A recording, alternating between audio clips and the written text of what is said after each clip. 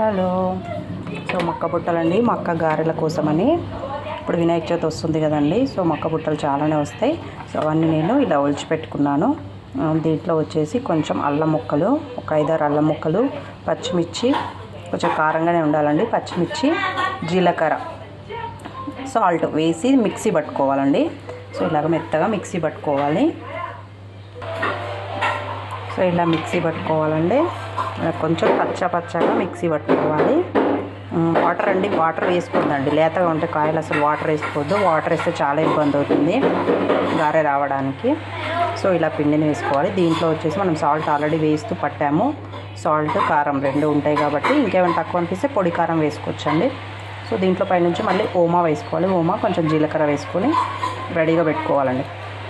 ఈ ఛానల్ని చూస్తున్నట్లయితే సబ్స్క్రైబ్ చేసుకోండి, లైక్ చేయండి, షేర్ చేయండి.